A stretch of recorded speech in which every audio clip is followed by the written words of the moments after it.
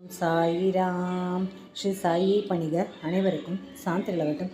நல்லதே செய்வோம், நல்லதே நடக்கும். சாயிராம். நம்ம குடும்பத்தில் நம்ம எல்லோரும் சந்தோஷமாக இருக்கோம்.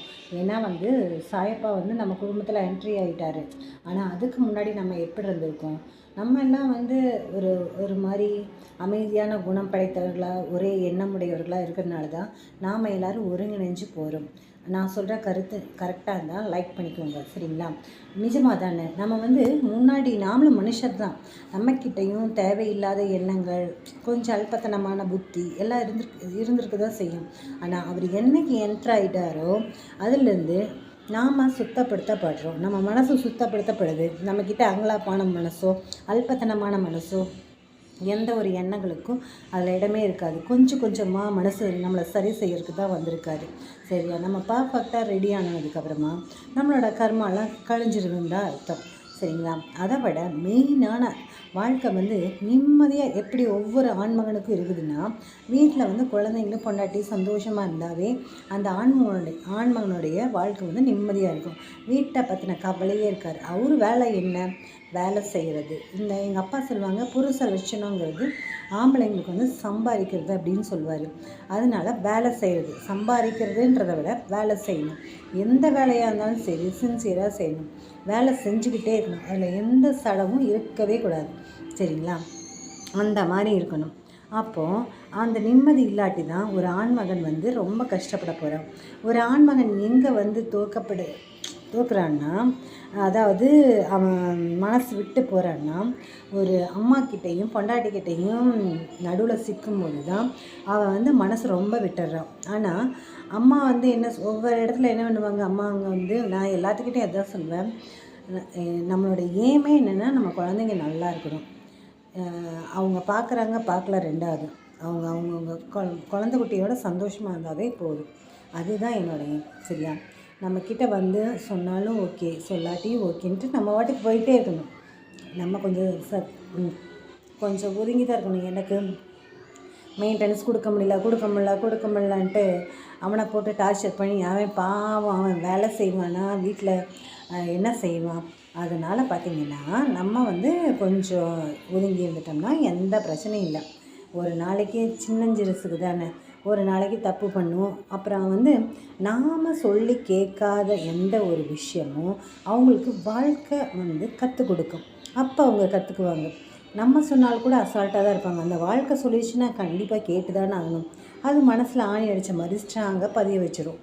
அதனால் கொஞ்சம் பொறுமையாக இருக்கிறது தான் நம்மளோட வேலை, சரிங்களா? சரி, கணவன் மனைவிக்குள்ளே அன்பாக இருக்கணும். கொஞ்சம் அதில் இடக்கு முடக்க ஆச்சுனாவே வாழ்க்கை முழுக்க வாழ போகிறோம் இல்லையா?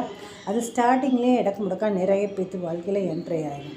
அதனால் எப்போவுமே நான் சொல்வேன், யாரையும் வெறுக்கக்கூடாது அப்படின்றது தான் என்னோட தாட்டு, சரிங்களா? இப்போ பார்த்திங்கன்னா கணவனும் மனைவியும் ரொம்ப கண்ணியமாக ஒருத்தருக்கு ஒருத்தர் விட்டு கொடுத்துட்டு எந்த இதுவும் இல்லாமல் வாழ கற்றுக்கணும். ஏன்னா நம்ம என்ன செய்ய முடியும்? நம்மளோட இஷ்டத்துக்கு நம்ம வாழவே முடியாது. நம்ம இஷ்டத்துக்கு நம்ம வாழ்க்கை நம்ம போகாது. நாம் நினச்சதெல்லாம் வேணும்னு சொல்கிற மாதிரி நம்மளுக்கு எல்லாமே நடக்கும்னு நம்ம என்றைக்குமே எதிர்பார்க்க முடியாது. நம்மளுக்கு என்னென்னா அவங்க என்ன சொல்லுவாங்கன்னா, பார்த்திங்கன்னா மனசில் இவர் ஒன்று நினச்சிட்ருப்பார், அவர் ஒன்று செய்வாங்க. அவங்க ஒன்று நினச்சிட்ருப்பாங்க, இவங்க ஒன்று செய்வாங்க. இப்படியா இருக்கும்போது தான் பார்த்திங்கன்னா பிரச்சனை உண்டாகும். 2 பேரும் பேசி தீர்த்துக்கிட்டால் எந்த இதுவுமே இருக்காது, சரியா? ஒரு சூப்பரான ஒரு ஆர்டிக்கல் படித்தேன், அது உங்கள்கிட்ட ஷேர் பண்ணிக்கிறேன். என்னென்னா பார்த்திங்கன்னா, இயல்பாக இருக்கிறத என்றைக்கும் குறைச்சி மதிப்பிடவே கூடாது, சரியா? அதோடது என்றைக்கும் இயல்பாக விட்டுறணும், சரியா?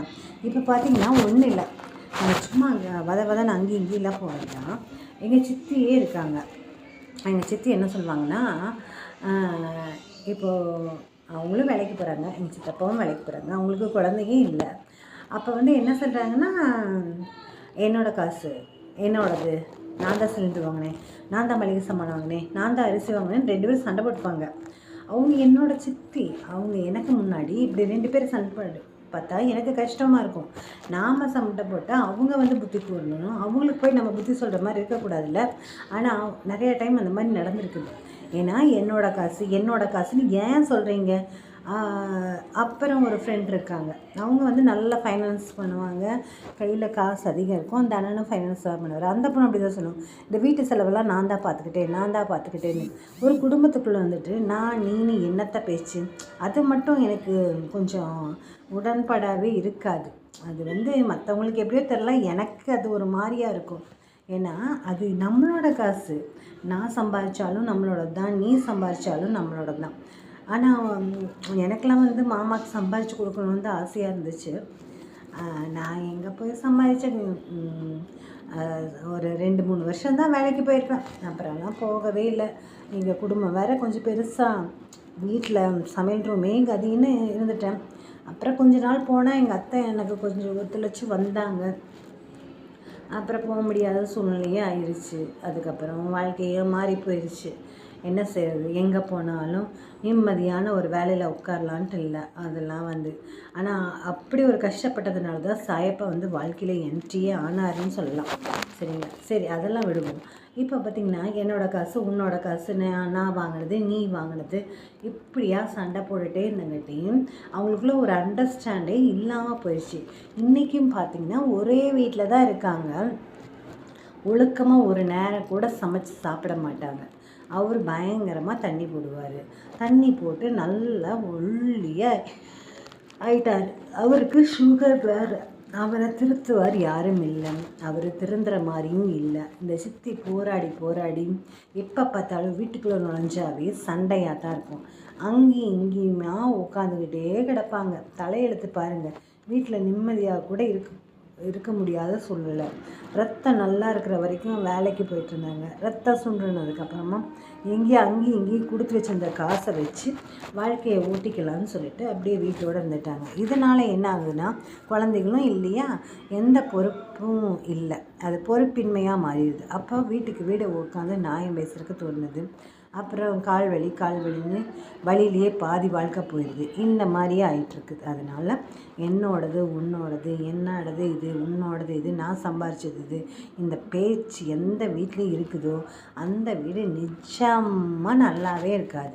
சரியா? நம்ம குழந்தைங்க நம்ம வீட்டுக்காக இது வாங்கலாம், நம்ம குழந்தைங்களுக்காக வாங்கலாம், நம்ம அம்மா அப்பாவுக்காக வாங்கலாம், நம்ம வீட்டுக்காக எந்த குறை, நம்ம அம்மா அப்பாவை பார்த்துக்கலாம், நம்ம அத்தையை பார்த்துக்கலாம், நம்ம மாமாவை பார்த்துக்கலாம், நம்ம குழந்தைங்களுக்கு ட்ரெஸ் வாங்கலாம், நம்ம எனக்கு வாங்கலாம், உனக்கு வாங்கலாம், இப்படி தான் பேசணுமே ஒழிய நாம்னு இதை வரணும் ஒழிய நான் என்றைக்குமே வரக்கூடாது. சரியா?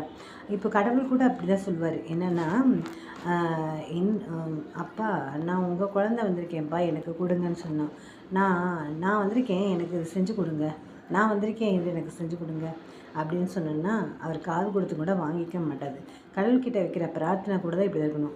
உங்கள் பொண்ணு வந்திருக்கே, உங்கள் பையன் வந்திருக்கே, நீங்கள் பாருங்கள், இந்த பிரச்சனையை சால்வ் பண்ணி கொடுங்க, உங்களோடதுன்னு சொல்லுங்கள், அப்போ வருவாங்க. அதே மாதிரி எந்த ஒரு நல்ல விஷயம் நடந்தாலும் எங்கள் அப்பா கொடுத்தது, அவரோட ஆசீர்வாதம் தான் இது, நான் நல்லா இருக்கேன்னா இன்றைக்கி அவரோட ஆசீர்வாதம் தான், எல்லாம் அவர் செயல் தான். அதனால தான் ஏஆர் ரஹ்மானே சொல்லியிருக்காரு, எல்லா புகழும் இறைவன் ஒருவனுக்கேன்னு. ஆமாம், நம்மளுடைய செயல்பட வைக்கிறவனே அவனை தான், ஒவ்வொரு செகண்டும் செயல்பட வைக்கிறவனும் அவர் தான். அதனால் எதுக்கு போய் நம்ம ரிஸ்க் எடுத்துகிட்ருக்கணும்? நம்ம நல்லா தாங்க இருக்கோம், சூப்பரான வாழ்க்கையை தாங்க வாழ போகிறோம். உங்களுக்கு இன்னொரு விஷயம் நாளைக்கு நான் சொல்கிறேன்.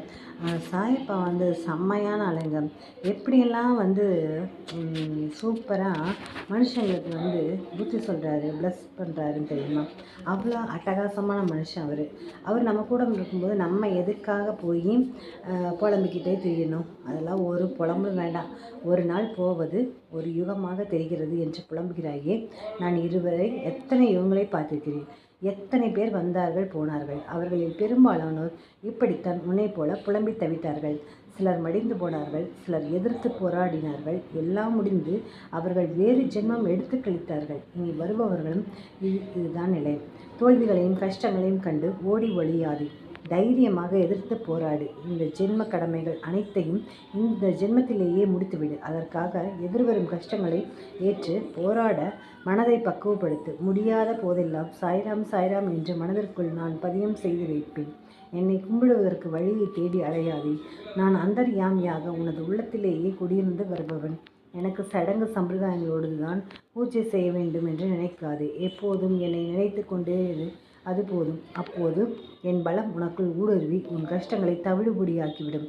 உனக்கு எதிராக செயல்படுபவர்களையும் துன்பம் விளைவிக்க நினைப்பவர்களையும் நிர்மூலமாக்கிவிடும். உனது விருப்பங்கள் நிறைவேற பிரார்த்தனை செய். வெறும் பிரார்த்தனையால் உனது பிரச்சனைகளை நான் முடித்து வைப்பேன் அப்படின்னு சொல்கிறாரு. அப்புறம் எதுக்கு கவலை? என் விருப்பம் நீ எல்லாவற்றிலும் வாழ்ந்து சுகப்பட வேண்டும் என்பது. அதற்கு உன்னை தயார்படுத்தும் வேலையில் இப்போது ஈடுபட்டு இருக்கிறேன். என்னை நோக்கி முதலில் ஓரடியை நீ எடுத்து வை, அடுத்து மற்றதை நான் பார்த்து கொள்கிறேன் அப்படிங்கிறாரு. நாம் அதனால் ஃபஸ்ட் அடியை எடுத்து வச்சிடணும். நம்மளாம் எடுத்து வச்சிட்டோம், அவர் மீதி அடியெல்லாம் நம்மளை நோக்கி வர ஆரம்பிச்சிட்டாரு. நம்ம அப்பா வந்து நம்ம கையை கொடுக்குறாரு, நாமளும் கையை கொடுப்போம். நம்ம 2 பேரும் சேர்ந்து இணைந்து ஒன்றாக அவர் பின்னாடி போவோம். அவர் கண்டிப்பாக நம்மளை நல்ல இடத்துக்கு தான் கூட்டிகிட்டு போவார். நம்மளுக்கு பிடிச்ச இடம், நாம் வியந்து போகிற இடம், அந்த இடத்த பார்த்து நாம் மலைச்சு போவோம்.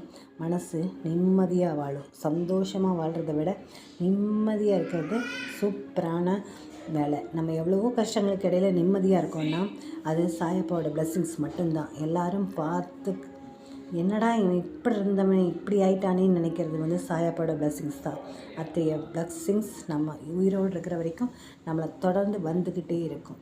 ஜெய் சாய்ராம். சாயப்பாவின் திருவடிகளே சரணம்.